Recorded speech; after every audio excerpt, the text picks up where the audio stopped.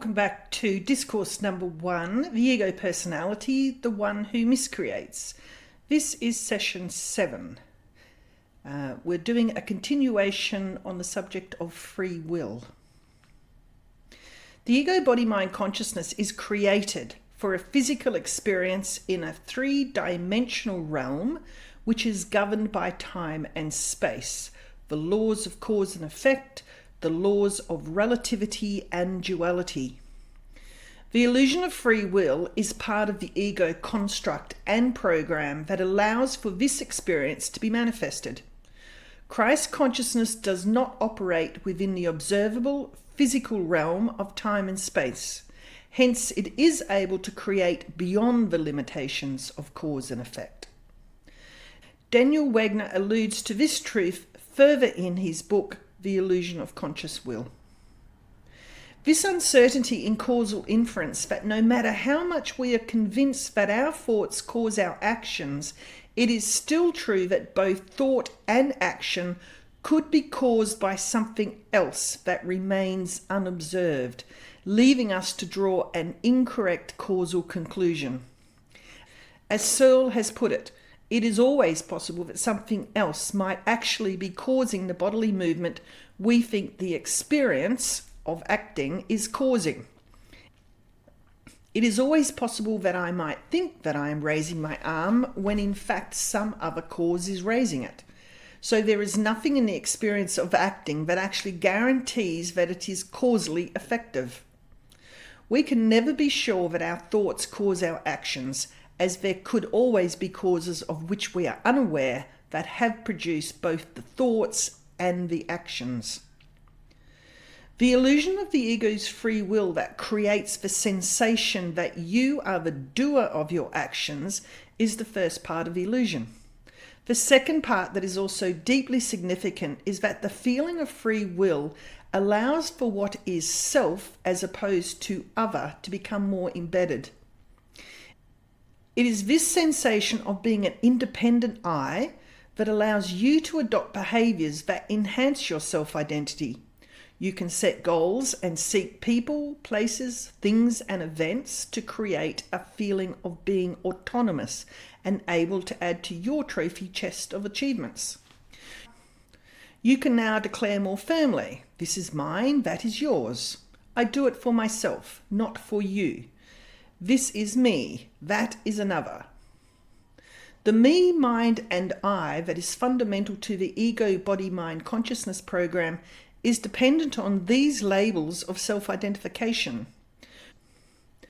Without free will and the language that is used to label these identification markers, then a subjective experience of your own personal reality would be impossible. Primal reality is not personal or subjective. It is impersonal and objective. Wagner identifies this feature of free will illusion to make the impersonal personal. Conscious will is the somatic marker of personal authorship, an emotion that authenticates the action's owner as the self. With the feeling of doing an act, we get a conscious sensation of will attached to the action. We know them, will, as ours, as authored by us, because we have felt ourselves doing them. This helps us to tell the difference between things we're doing and all of the other things that are happening in and around us. In the melee of actions that occur in daily life and in the social interaction of self with others, this body-based signature is a highly useful tool. With the arising of personal subjective experience, then the ability to form attachments became possible. The I becomes identified with possessions and relationships. The drive to get and cling to something outside of yourself in an effort to enhance your sense of self and fulfill the wishes, desires, and needs through pleasure becomes the primary goal. Attachments are the primary reason that fear can be experienced, as they inflate and project a value of specialness onto a person, place, or thing that inherently has no such value. Fear arises when the attachments can now be lost. Strategies now have to be implemented to preserve and protect what is perceived as yours. When attachments are threatened, emotional pain results. All of the lower levels of consciousness, as charted in David R. Hawkins' map of the levels of consciousness that are transcended, rely on this identification of the ego self that is driven by the illusion of free will. The sense of a personal I that can act independently of you now creates relationships which experience behaviours that seem to impact another, or you in turn can also be impacted by another person. This creates emotional states that exhibit as the lower levels of consciousness. The I can now be ashamed, guilty, angry, hateful, grieving, and so on, only because you can now assign and designate behaviours that are relational and labelled as mine and yours. The program of victim, which appears to be at the mercy of the objective other or tyrant, and a hostile environment arises from these levels of lower consciousness. I can now be innocent or guilty, and you or other can be the guilty one or the one to blame. The truth expressed by Vivekananda earlier that this I and mine causes the whole misery, with the sense of possession comes selfishness, and selfishness brings on misery, is now becoming increasingly apparent as the human drama unfolds from this subjective and dualistic experience enabled by the illusion of free will. Projection, an outward projection of an internal condition. Now that you have a fuller understanding that the illusion of free will in effect drives the experience of duality, we will now turn into the important concept of projection. Earlier in this discourse, the symbology pertaining to the Garden of Eden story was discussed, where it was stated that the emotional states of guilt and shame were suppressed into the unconscious and kept out of conscious awareness. It is this suppression of guilt and its counterpart shame that causes projection. Of all the concepts revealed in this discourse so far, projection is perhaps the most challenging idea to grasp. To understand that the external world is an illusion, a dream, maya, and unreal is extremely confronting because your entire experience feels very real. For primal reality, the dream is not real, but just as a dream experience is real while you're sleeping, so too for the human entity, the experience of the illusion or dream is indeed very real and compelling, especially when dealing with concepts such as death and injury. The consensus trance of the social consciousness is seeded with an agreement that the physical world of matter is primary. We all seem to experience a sense that there is a solid and objective world of things external and independent of our own body that we observe and interact with through our senses. However, just as the Eastern philosophical teachings have always maintained, energy or prana is the underlying feature of primal reality, the study of quantum physics is also in agreement that this is true. In 1905, Albert Einstein, in his research paper, The Theory of Special Relativity, introduced the science community to the equation E equals mc squared, which basically means energy and matter are the same. E is for energy, m for mass, c is the velocity of light. There is no solid world out there. There is only energy. Light, energy, and mass are synonymous. Energy in the world of quantum physics is also understood as vibrational waves, expressed as electromagnetism and inclusive of frequency, sound, and amplitude.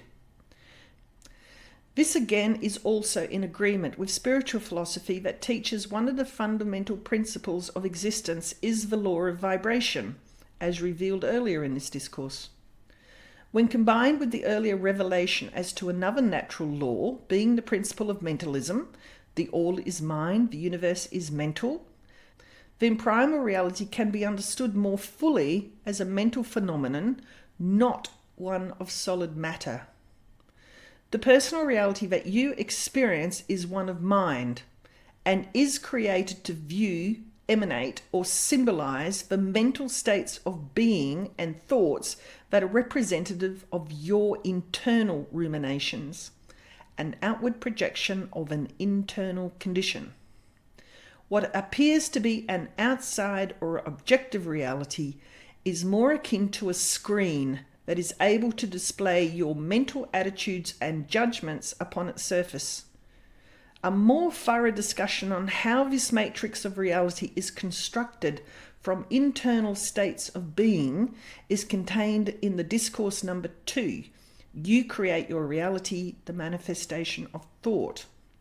But for now, we shall follow the psychological mechanism of projection. The text of A Course in Miracles contains over 600 pages of teaching, with additional sections for teachers and a workbook for lessons for the students. If you ever manage to delve deep into this text, which is done with great difficulty, then you will find towards the end of the page number 587 the grandest pearl of wisdom that will direct your spiritual journey. It states, "The secret of salvation is but this, that you are doing this unto yourself."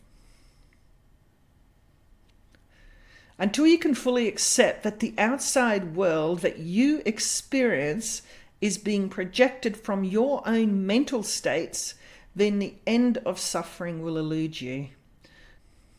The first and most significant entry point on the spiritual path of return is the turning within and accepting full responsibility for everything that appears on your screen of reality. This is the only place that change to your personal experiences can occur. There is absolutely no action in the objective world that can change your personal experience, despite what you have been instructed by other egos or what the social consciousness teaches and coaches. All change can only come from a change of mind or mindset, as that is the creator of your physical experience. Thoughts are the ancestor to action. Unless the thought is changed, then action is impotent.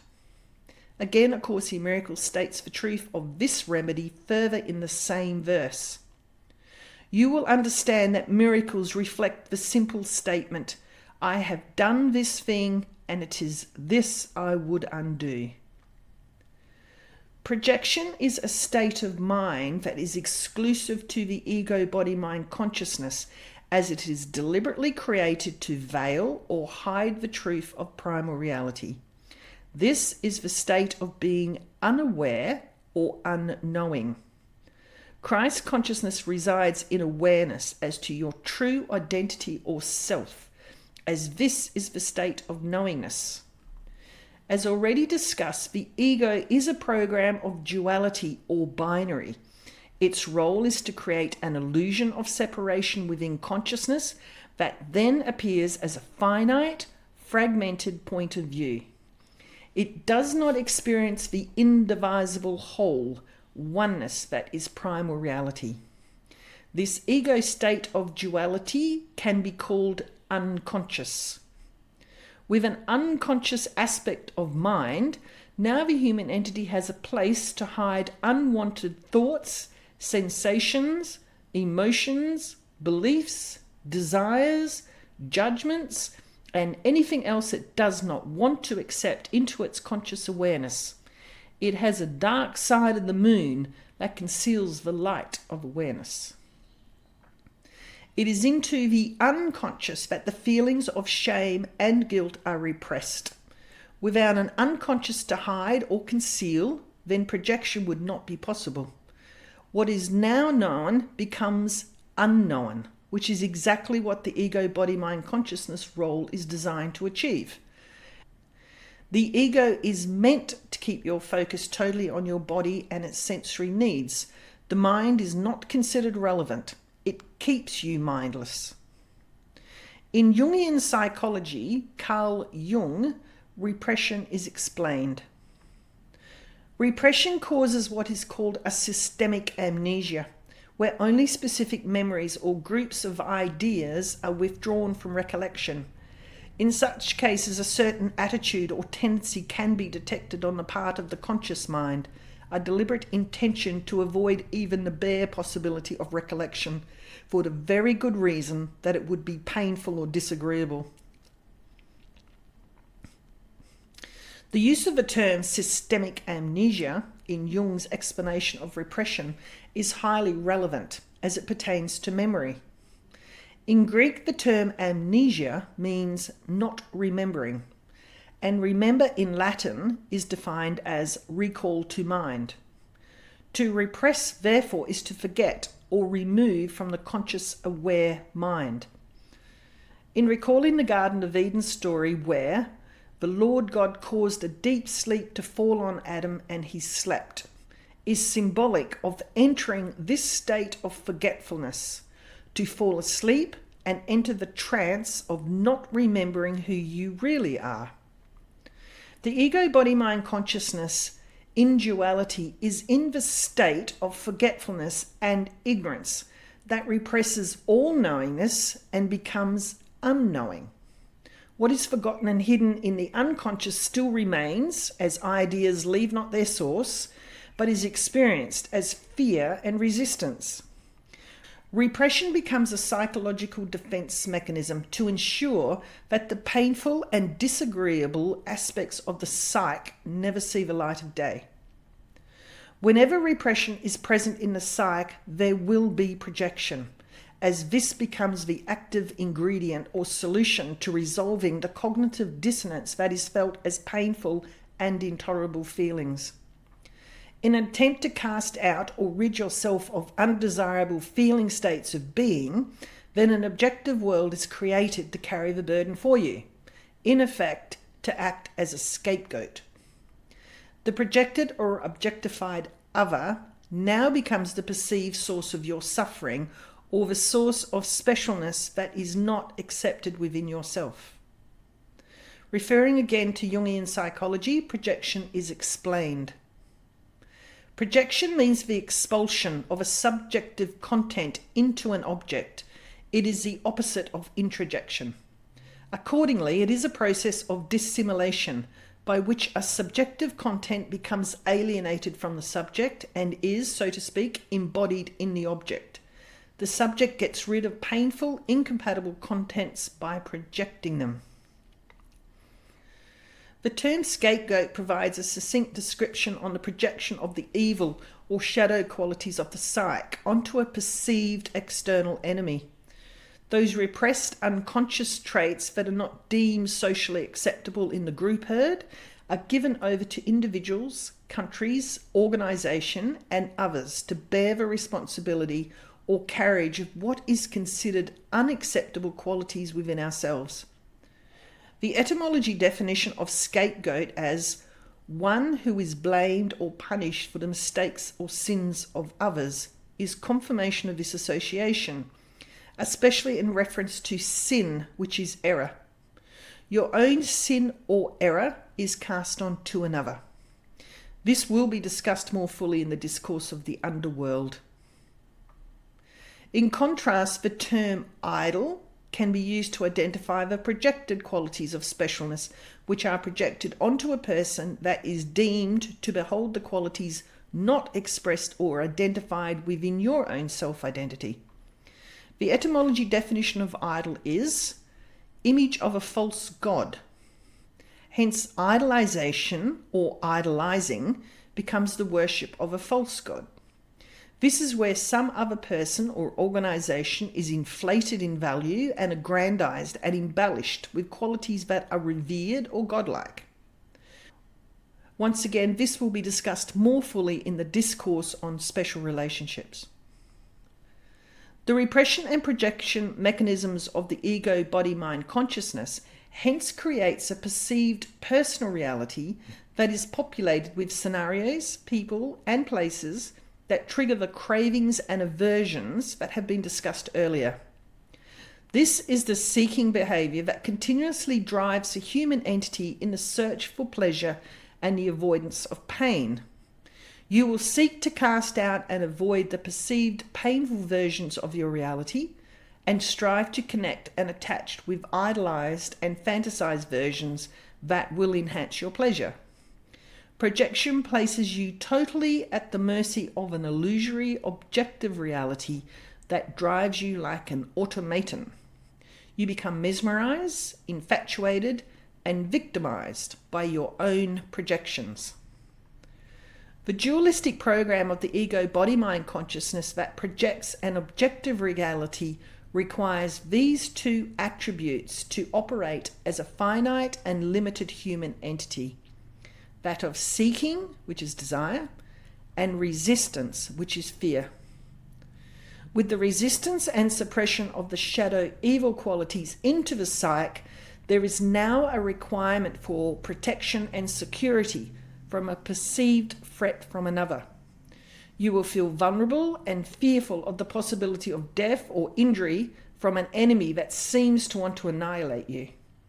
Alternatively, the idol offers an opportunity to connect and complete yourself to experience a state of fulfillment. They afford the specialness that seems to be lacking and contribute to your identity the traits and qualities that you deem lacking in yourself. The bliss of completion and the end to your loneliness is the lure that the idol beckons.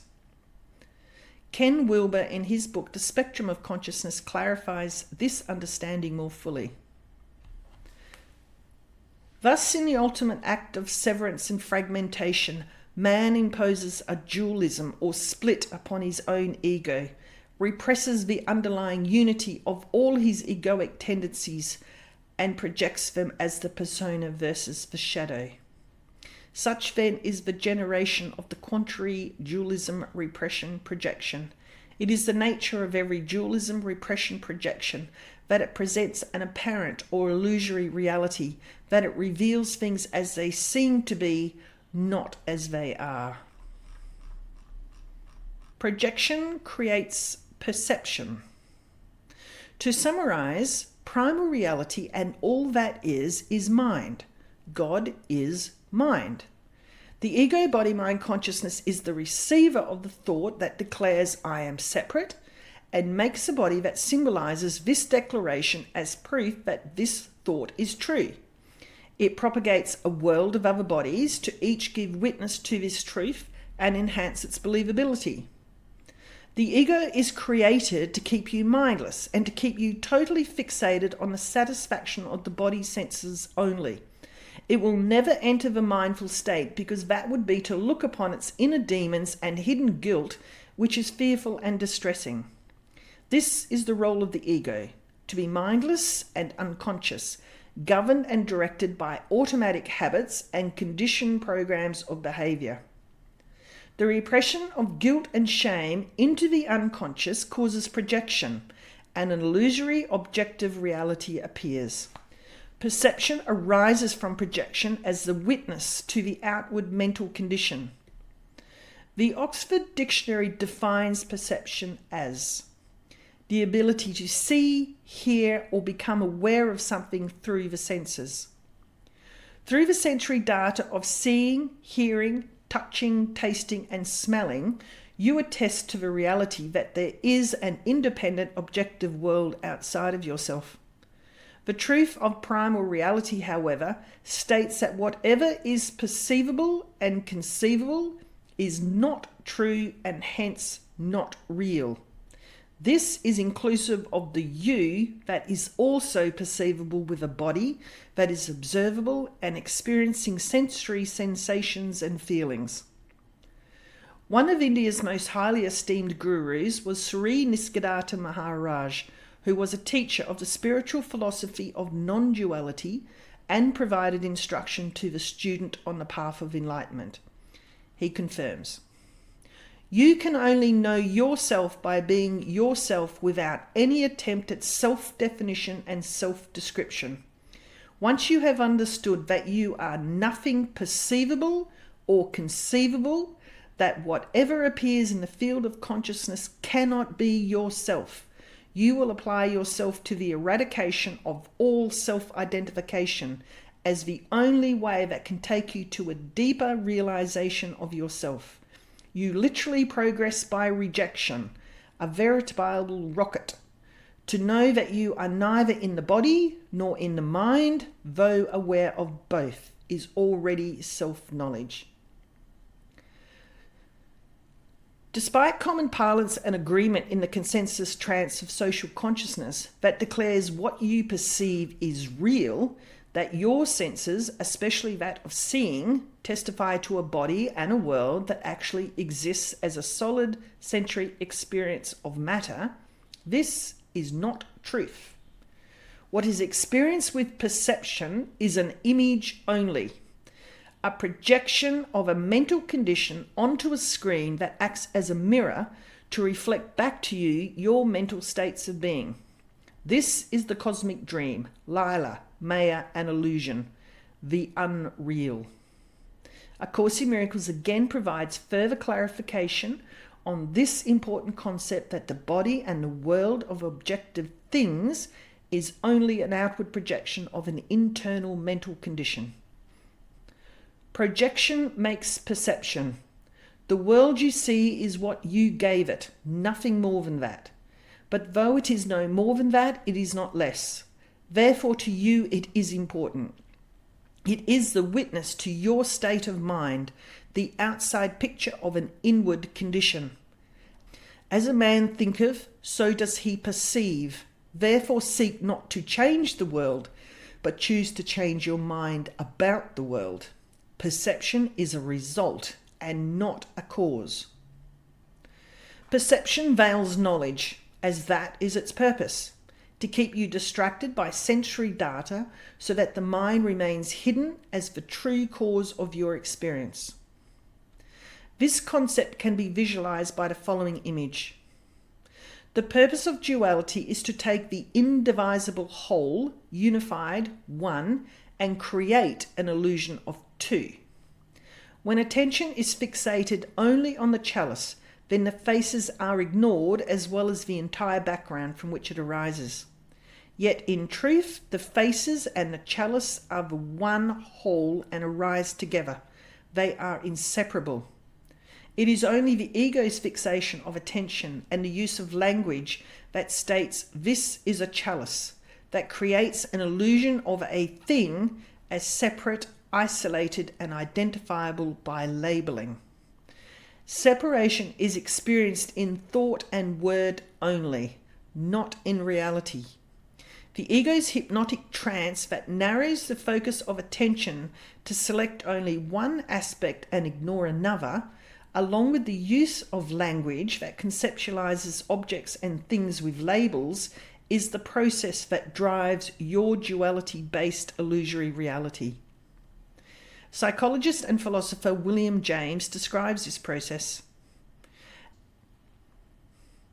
Out of what is itself indistinguishable, swarming continuum, devoid of distinction or emphasis, our senses make for us, by attending to this and ignoring that, a world full of contrasts or sharp accents, of abrupt changes, of picturesque light and shade.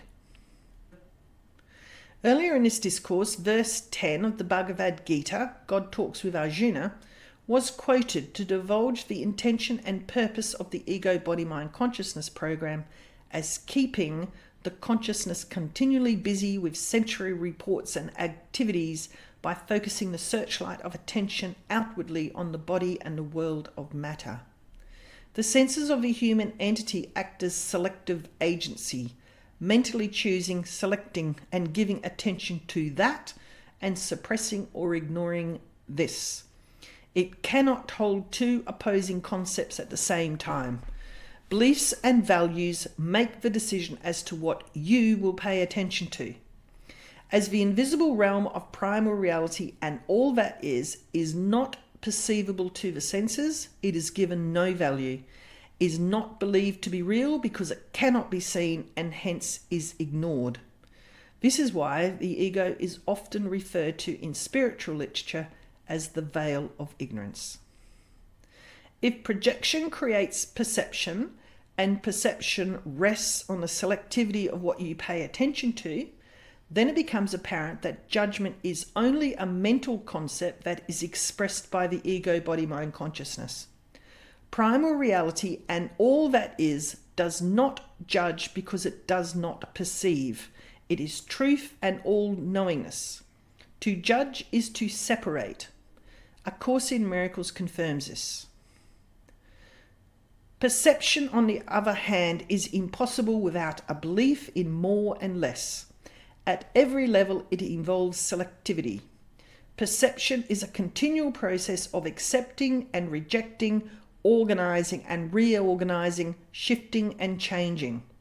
Evaluation is an essential part of perception because judgments are necessary in order to select. What happens to perceptions if there are no judgments and nothing but perfect equality? Perception becomes impossible. Truth can only be known. All of it is equally true, and knowing any part of it is to know all of it. Only perception involves partial awareness. Knowledge transcends the laws governing perception because partial knowledge is impossible. It is all one and has no separate parts.